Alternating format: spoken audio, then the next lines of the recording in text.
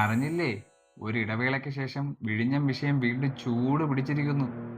സ്ഥലം നിയമസഭ. പ്രതിപക്ഷ നേതാവ് പിണറായി വിജയൻ ഒരു ചോദ്യം ചോദിച്ചു. നമ്മുടെ വിഴിഞ്ഞം തുറമുഖവുമായി ബന്ധപ്പെട്ട അദാനിയുടെ 49% ഓഹരി ഒരു ബഹുരാഷ്ട്ര കമ്പനിക്ക് വിൽക്കാൻ പോകുന്നു. സർക്കാരും കൂടി അറിഞ്ഞുള്ള പദ്ധതിയാണോ ഇത്? തുറമുഖത്തിന്റെ പൂർണ്ണ ഉടമസ്ഥാവകാശം സർക്കാരിനാണ്. ഓഹരി വിൽക്കണമെങ്കിൽ സർക്കാരിന്റെ അനുമതി കൂടി വേണം.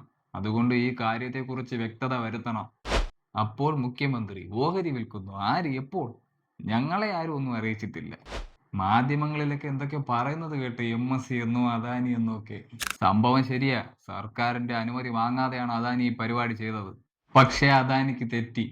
ഞങ്ങളുടെ 3 വകുപ്പ് മന്ത്രിമാരറിയാതെ വിഴിഞ്ഞത്തുനിന്ന് ഒരു തരി മണ്ണെടുക്കാൻ സാധിക്കില്ല. അദാനിക്ക് ഓഹരി വിൽക്കാമെന്ന കരാറിലുള്ളതുപോലെ ഓഹരി കൈമാറ്റം ചെയ്യണമെങ്കിൽ സർക്കാരിന്റെ അനുമതി വേണമെന്ന് കൂടി ഉണ്ട്. അദാനി കേരള സർക്കാരിനെ അറിയിച്ചില്ലെങ്കിലും ബാക്കി ചെയ്യേണ്ട കാര്യങ്ങളൊക്കെ ചെയ്തു വെച്ചിട്ടുണ്ട്. ഈ രാജ്യത്തെ ഒരു കമ്പനി മറ്റൊരു കമ്പനിയുമായി ഓഹരി പങ്കിടുന്നതോ വിൽക്കുന്നതോ ആയ കാര്യങ്ങൾ, രാജ്യത്തിനകത്തോ പുറത്തോ ഉള്ള കമ്പനിയാവട്ടെ, അതിന് സെബിയുടെ അനുവാദം വേണം. അതൊക്കെ അദാനി ഗ്രൂപ്പ് വളരെ രഹസ്യമായി വാങ്ങിയെടുത്തിട്ടുണ്ട്. തീർന്നില്ല, കമ്പനിയുമായി ധാരണാപത്രത്തിൽ ഒപ്പുവെക്കുകയും ചെയ്തു.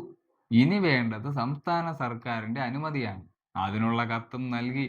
ഇപ്പൊ ബോൾ സർക്കാരിന്റെ കോർട്ടിലാണ്. ഇനിയാണ് കളി. ഞാൻ പറഞ്ഞില്ലേ, നമ്മുടെ 3 മന്ത്രിമാർ അദാനി സംസ്ഥാന സർക്കാരിന്റെ അനുമതി വാങ്ങാതെ ഇത്രയും ചെയ്തത് ഒട്ടും ശരിയായില്ല. അവര് വരെ ഇടപെട്ടു. ആര്? ഹൈക്കമാൻഡ്. സംസ്ഥാന സർക്കാരിന്റെ അനുമതി കിട്ടുക എന്ന് പറയുന്നത് ഒരു ചെറിയ കാര്യമല്ല. ഒത്തിരി കടമ്പകൾ കടന്നു വേണം അത് കിട്ടാൻ. ഞാൻ വിശദമായി പറഞ്ഞു തരാം. ആദ്യം തുറമുഖ സെക്രട്ടറി ഫയൽ പരിശോധിക്കും. എന്നിട്ട് തുറമുഖ മന്ത്രിക്ക് കൈമാറും. ആരാണ് തുറമുഖ മന്ത്രി? ശേഷം തുറമുഖ മന്ത്രി അത് ധനമന്ത്രിക്ക് കൈമാറും. ആരാണ് ധനമന്ത്രി? തീർന്നില്ല, ധനമന്ത്രി അത് നിയമമന്ത്രിക്ക് കൈമാറും. ആരാണ് നിയമമന്ത്രി?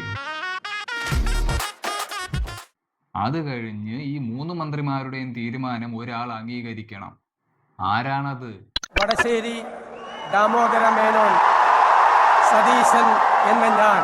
മുഖ്യമന്ത്രി. മന്ത്രിമാരെ പരിചയപ്പെട്ടില്ലേ? ഇനി ഉദ്യോഗസ്ഥരെ പരിചയപ്പെട്ടാലോ? ആരാണ് ഫയൽ പരിശോധിച്ച് തുടങ്ങുന്ന തുറമുഖ സെക്രട്ടറി? രത്തൻ യു ഖേൽക്കർ. ആരാണ് മുഖ്യമന്ത്രിയുടെ principal secretary? Rathan U Kelkar. ഇപ്പോ മനസ്സിലായില്ലേ, അദാനിക്ക് സർക്കാരിന്റെ അനുമതി കിട്ടുക അത്ര എളുപ്പമല്ലെന്ന്. അദാനി ഗ്രൂപ്പും MSCയും തമ്മിലുള്ള ഈ ഡീലിനെ കുറിച്ച് സർക്കാർ കൂടുതൽ ആഴത്തിൽ പഠിക്കണമെന്ന രീതിയിലാണ് പ്രതിപക്ഷത്തിന്റെ നിലപാട്. മുൻകൂട്ടി സർക്കാരിന്റെ അനുമതി വാങ്ങാതെയുള്ള അദാനി ഗ്രൂപ്പിന്റെ ഈ നടപടിക്കെതിരെ പൊതുവെ വിമർശനം ഉയരുന്നുണ്ട്. ഇത്തരം പ്രവണതകൾക്ക് മൂക്ക് കയറിടണം എന്ന രീതിയിൽ തന്നെയാണ് ഹൈക്കമാൻഡിന്റെ നിലപാട്. എന്തായാലും നമുക്ക് നേരത്തെ പറഞ്ഞ ആ മന്ത്രിമാരെന്ത് തീരുമാനിക്കുമെന്ന് കാത്തിരുന്ന് കാണാം.